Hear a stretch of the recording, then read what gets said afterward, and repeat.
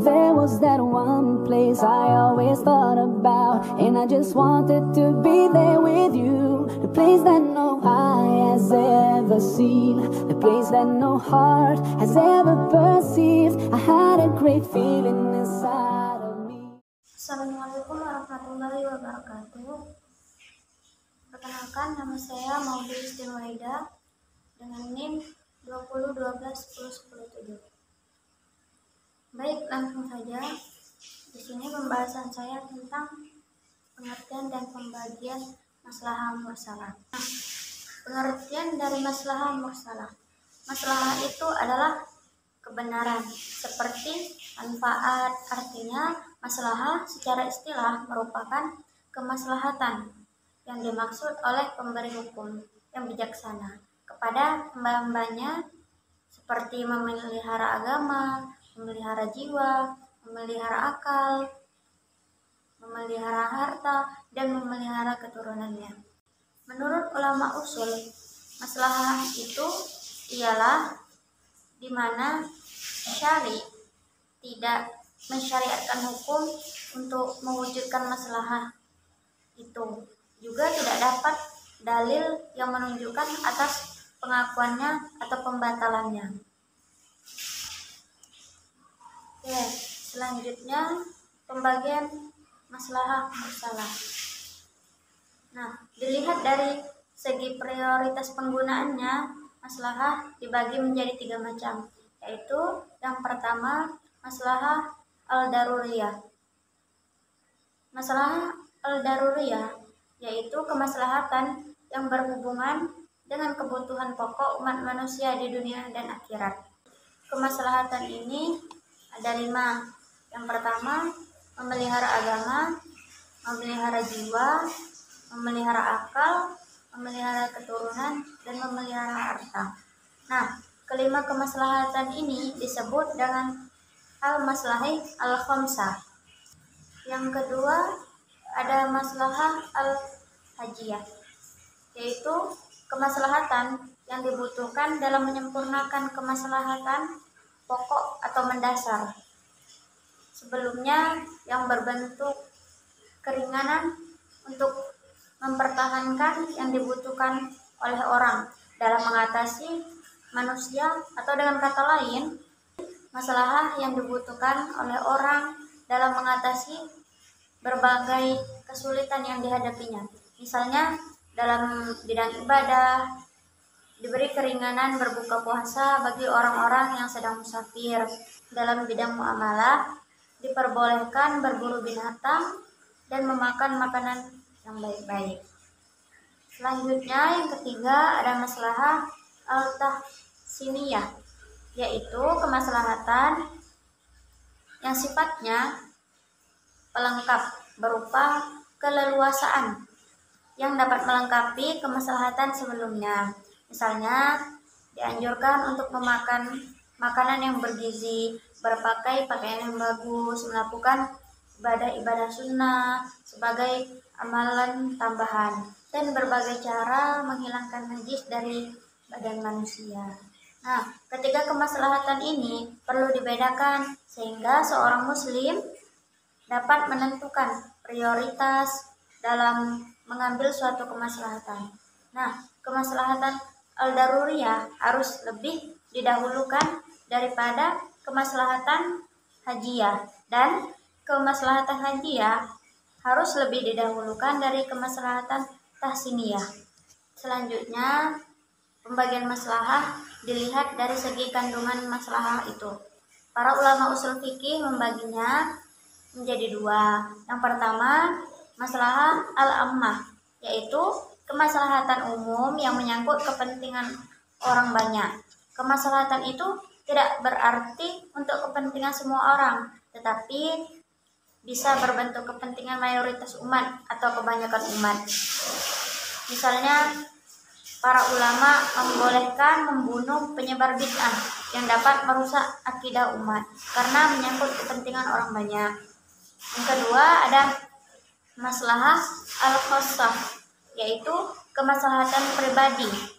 Dan ini jarang sekali, seperti kemaslahatan yang berkaitan dengan pemutusan hubungan perkawinan seseorang yang dinyatakan hilang. Pentingnya pembagian kedua kemaslahatan ini berkaitan dengan prioritas, mana yang harus didahulukan apabila antara kemaslahatan umum bertentangan dengan kemaslahatan pribadi. Dalam pertentangan kedua kemaslahatan ini, Islam mendahulukan kemaslahatan umum daripada kemaslahatan pribadi. Selanjutnya, pembagian maslahah mursalah dilihat dari segi berubah atau tidaknya maslahah itu.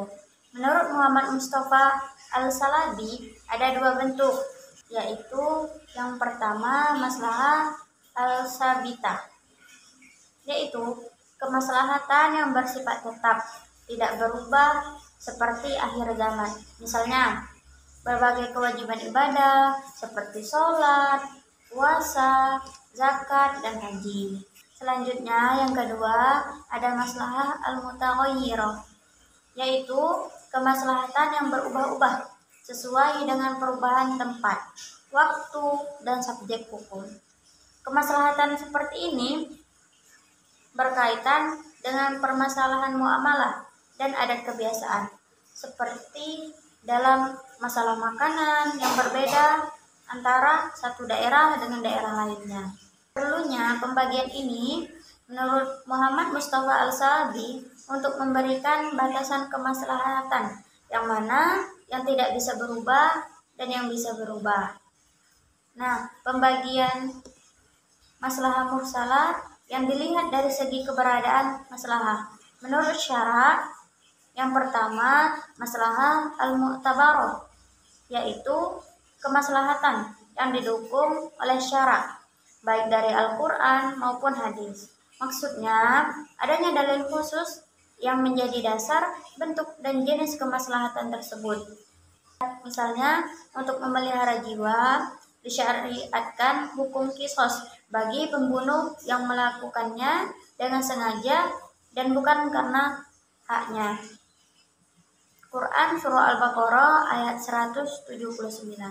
Contoh lainnya, hukum atas orang yang meminum minuman keras dalam hadis Rasulullah dipahami secara berlainan oleh para ulama fikih disebabkan perbedaan alat pemukul yang dipergunakan Rasulullah SAW ketika melaksanakan hukuman bagi orang-orang yang meminum minuman keras. Ulama berpegang pada maslahah al-mu'tabarah ini dengan penggunaannya dimasukkan dalam kegiatan qiyas.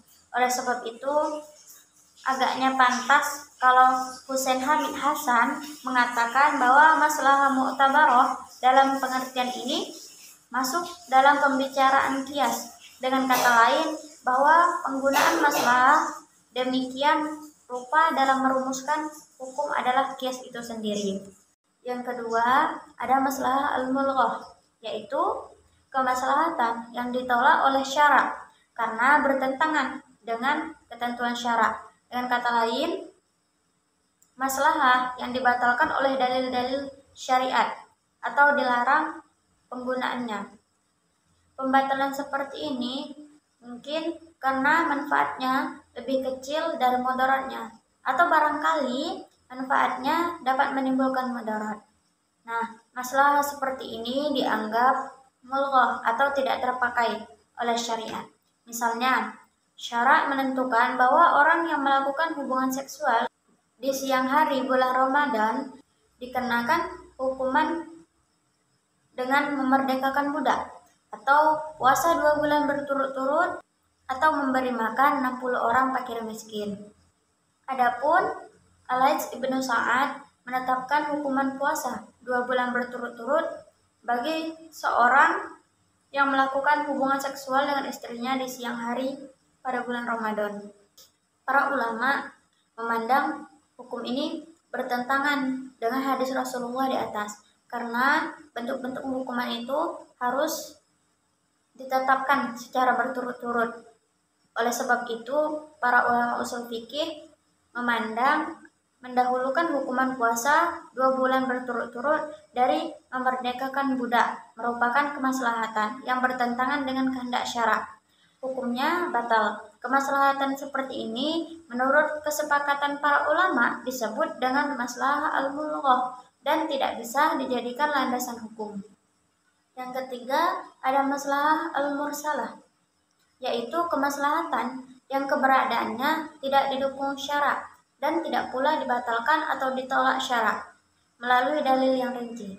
Maslahah ini dikatakan mursalah karena ia tidak terlepas dari dalil yang mengesahkan atau membatalkannya. Ia merupakan maslahah yang mutlak, yang tidak memiliki kaitan atau gantungan khusus kepada teks syariat. Dalam bahasa Al-Ghazali, maslahah seperti ini disebut dengan istihlah. Sementara Abdul Wahab Khalaf menamakannya dengan munasib mursal. Ali Abdul Rabbi mendefinisikan maslahah mursalah itu gambaran menetapkan suatu hukum berdasarkan maslahah atau menolak kemaslahatan dari manusia yang belum jelas dalilnya dari syari, diterima atau ditolak. Kemaslahatan dalam bentuk ini terbagi menjadi dua, yaitu maslahah al-gharibah, yaitu kemaslahatan yang asing, atau kemaslahatan yang sama sekali tidak ada dukungan dari syarak, baik secara rinci maupun umum. Para ulama usul fikih tidak dapat mengemukakan contoh pastinya, mengatakan kemaslahatan seperti ini tidak ditemukan dalam praktik maupun dalam teori. Yang kedua, ada maslahah al-mursalah, yaitu kemaslahatan yang tidak didukung oleh sekumpulan makna nas atau ayat atau hadis. Pada hakikatnya, maslahah yang menjadi bahan perdebatan hangat di kalangan para fuqaha adalah maslahah mursalah atau sering juga disebut al-munasib al-mursal. Dalam hal ini, Abu al-Nur Zahir memetakan 3 macam kelompok. Komunitas pertama adalah kumpulan ulama yang tidak dapat menerima maslahah mursalah sebagai hujjah sama sekali. Di antaranya adalah kalangan Syafi'iyah.